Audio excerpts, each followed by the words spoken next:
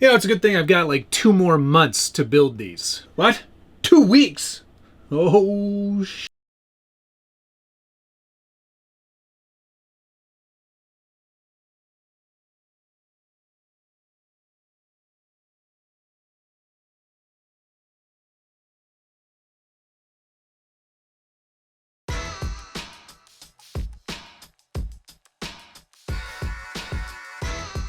Welcome back to the Scale Builders Guild. Thanks again for watching, and welcome to episode 5 of Rocky Mountain High. Rocky Mountain High. Where Josh and I will be competing in the We RC rock crawling competition being held in Denver, Colorado this upcoming June, which is only 2 weeks from today. God. That's not very much time. And there's a lot of things to still do. And I made the mistake of deciding to make 2 trucks, whereas Josh had to make 2, but 1 was for me. There are many classes. There are 3 classes at this competition. I'm running in 2 of them, 1.9 Pro Mod and 1.9 Unlimited. This is the Pro Mod build, and it's an F-toy, and you've seen this truck a bunch already. And I'm going to try to keep this episode quick and light, because honestly, not much happened in the last week, because I sent off both cages to my friend Teleguided in Quebec to media blast them for me. And he did an amazing job, and I've already, I got them today, and I've already primed and painted them. So that's it. That part is done. I got something accomplished. This cage has been treated with Steel It, which is a polyurethane steel-based paint, I guess. And it looks great. I'm really, really pleased with that. It's exactly what I wanted from this. This one's all about monochrome. Grays, blacks, silvers. That's it. No color, per se. You've seen some of the panels. Those haven't changed. They're all the same for now. Yeah. I'm definitely feeling the pinch on this one because let me just take this cage off, and actually before I do that, this is the second iteration of the interior panel, and everything's gonna fall off because it's all just sort of placed on there for now. But it basically does a pretty good job of hiding all the wiring, which is just sort of tucked out of the way for now. But it hides all the wiring. You get a nice set of shifters in there. There's a place here in the back for a battery and some assorted electronics just to kind of clean everything up. The receiver will go in there. All the wiring will route into there. And this top is removable because I did do some planning. And see, that slides right out like that. Nice. It's just, those will be a couple of M3 screws holding that in. It's not really the best manner of which to do that, but it's the way in which it's happening. I don't have a lot of time to rethink designs at this point. It has to be done. And it's getting there, but it's not quite there. So yeah, that's coming along pretty well. The seats are in the right position. I've got the dig in there now, so let's take this cage off. And my thanks again to Teleguided for doing such a spectacular job of media blasting this, because without that help, it would have been a real mess. So thank you. It looks phenomenal, as you can see. I'm pretty chuffed with how that turned out. And it's a nice, Steel It is a nice color. It's got like a sort of a satin finish to it, and it just really kind of completes the look. I'm so happy. Thank you. Looks great. Okay, let's move that over here for now, and you can see that thanks to Dan over at Vanquish, I've now got a dig unit installed. And here it is right here. The complicated part about this is that obviously this brazen C1 Leafer Pro chassis never really intended to have a dig unit or any of this stuff installed. So I'm kind of hacking it all together in order to make it work. And what I've used here is actually the chassis mounted servo kit from Vanquish to hold a Reefs RC Mini 100 servo. And that's going to do all the duties required for shifting the dig in and out of its lock. And it actually looks pretty good in there, and actually kind of hides itself down quite low, and doesn't really interfere with anything, amazingly enough. And there's even a bit of clearance for the drive shaft. I can't believe that works. I may have to clearance it a little tiny bit more, but for the most part, this rapid prototype is going to be how it's going to have to work. And I'm pretty thrilled that I was able to make that happen in such a short amount of time. Basically half an hour before I started filming this video. So yeah, that's how that is now. How are you?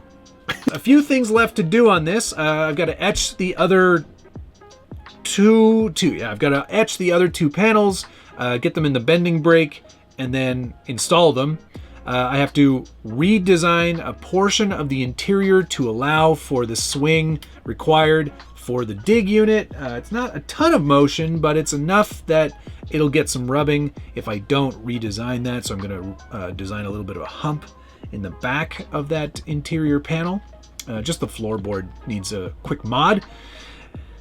And then clean up all this wiring and finish final assembly. And then this one's ready to go. I did spend a lot of the downtime while I was waiting for the cage to be done and shipped back to me. I did program my radio. So the Radio Master, I can just get it. So the Radio Master MT12 is now programmed.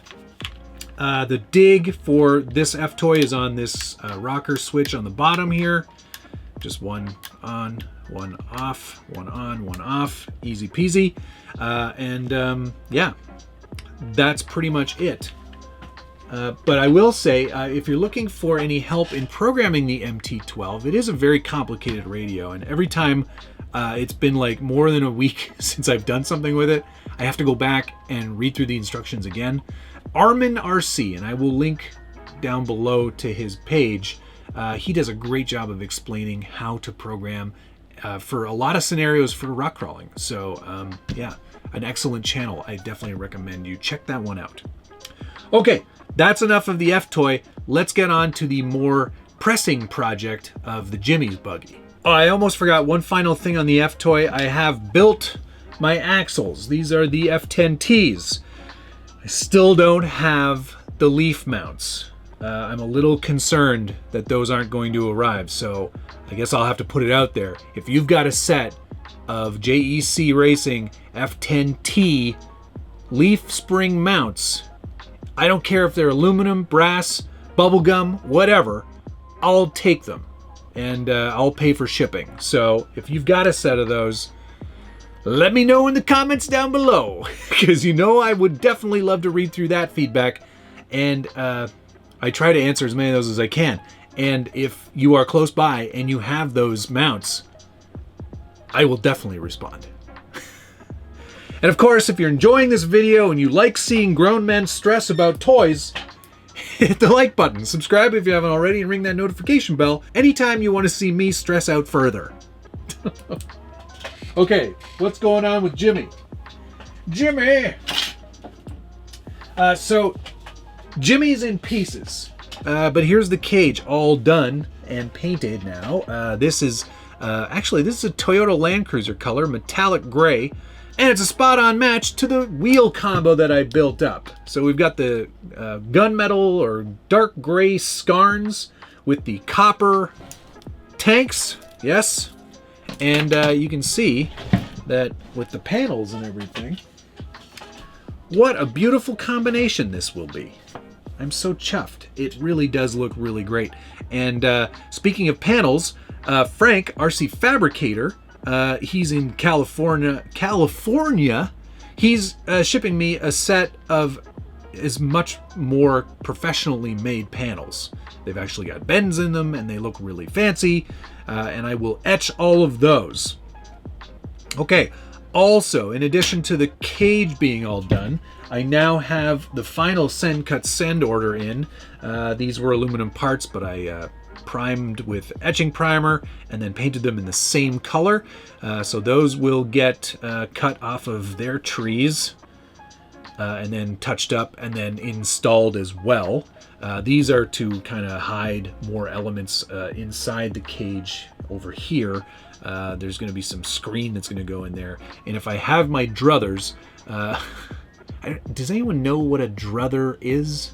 Anyway, if I had my druthers, I would get some sort of copper mesh to put in there because I think that would really set it off. This truck is going to look really nice when it's all put together, let me tell you. Okay, so we got that done. We now have the motor mount. Huzzah! I got that done at Send Cut Send because Josh forgot again. So we'll get all of the electronics buttoned up in the next couple of days. Those have all been programmed as well. I just need to add a different connector for the motor, and then we're good to go there. MT12 again, all the steering is already set up. I've got 4-wheel steer, crab mode, and then sort of an independent front and independent rear. So I can also, if I want crab mode, it can be just one steering wheel operation. Same thing with 4-wheel steer, so the opposite, like for very tight turns. And if I want to have rear steer on its own, I printed out Josh's little adapter here so I can use this pot as like full rear steer, left or right, independent of front steering. So that's all set up and ready to go as well. It's all just about assembly for Jimmy for the most part. I think the motor was done last week as well, so that's all finished in its shiny copper bits. I still need to print and detail up a motor for Josh. His is going to be a lot less intricate than he's probably hoping, but he's gonna get it. It's happening. Also, my transmission is all done. I did the mod, so we've got the reversed shaft, the output shaft with the spur gear, and there's no slipper on there, just as it's supposed to. It's going to have, I guess, Josh is modifying the front overdrive to also be a front dig. I can't remember if that's part of the plan, but that's all finished and also ready to be installed. I am pretty pleased with the amount of progress that I made despite not having the cage available to me. Otherwise, I think that kind of covers it. A lot of things still need to happen, and I'm definitely feeling the pinch because work is busy. Actually, I took on another job thinking, oh, well, I'll ease into this vacation for going to Colorado, and I'll have a little bit of time before that to just kind of wrap up some of the last few remaining things on these two buggies, and here I am freaking out. So that's fun. I am having a great time though, and deadlines are a great way to actually finish a project. That's something that I wanted to mention in this episode, is that when you don't have deadlines, things like this happen, and this poor CUCV has been in a state of constant not finishedness for about 2 years now. And that's because I don't have a deadline. I've got nothing to do for it. So I think as soon as we're done in Colorado, that's going to be the next thing that needs to get finished, because there is an event coming up in August here in Canada through GCM Racing that I'm very keen to go to. And I think that would be the perfect truck to show up with because it is on a GCM C-Max chassis. All right. Yes. Oh, one other big note. Remember how I said I have to do something to get these servos covered up? Well, I'm actually swapping them out. Reefs is sending along 2 of their raw 900 LPs, and those are direct power servos, which is going to work great with my Silent Assassin. Hey, I'm wearing the t-shirt with my Silent Assassin ESC. So this has the direct power outputs for 2 servos, which is great. I'll also be running an external BEC for this, and then we'll also be able to run the shifting servos as well for the dig and the overdrive, or front dig, whatever Josh is concocting with that. All right, that's it. That's all I got time for.